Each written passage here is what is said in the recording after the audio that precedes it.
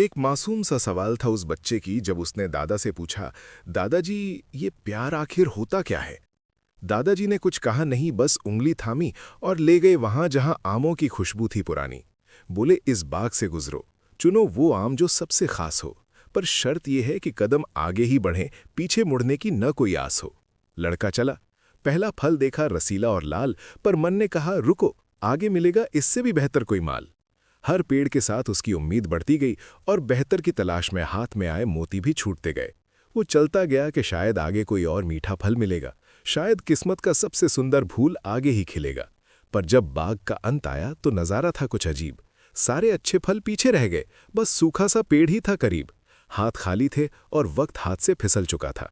जो सबसे बेहतरीन था वो उसके लालच में पीछे छूट चुका था।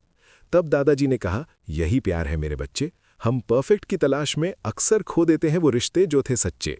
लड़का सहम गया, पर सीख थी अभी अधूरी। पूछा, तो फिर है क्या ये शादी?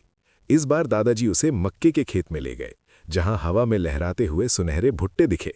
कहा, वही शर्त है, बस सबसे मजबूत भुट्टा चुनकर लाना, पर याद रखना, खाली हाथ अब वापस ना आना। इस बार लड़का भागा नहीं, वो थोड़ा ठहर गया। एक मजबूत भुट्टा देखा और उसका मन वहीं उतर गया। वापस आया वो हाथों में लेकर वो दाना।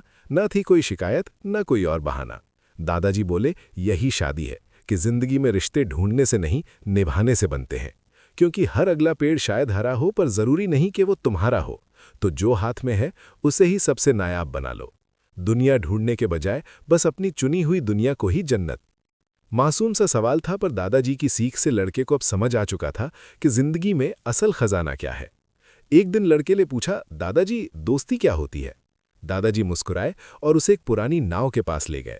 बोले, इस नाव को नदी पार कर ले जाओ, पर ध्यान रहे कि जिस दोस्त को साथ ले जाओ उसी के साथ मिलकर ये सफर पूरा करना है। लड़के ने एक दोस्त चुना। दोनों ने मिलकर नाव चलाई। रास्ते में पानी की लहरों से लड़ते हुए दोनों ने एक दूसरे पर भरोसा किया। जब किनारे पहुंचे तो दादाजी बोले, यही दोस्ती है, साथ चलना, साथ निभाना और एक दूसरे को मजबूत बनाए।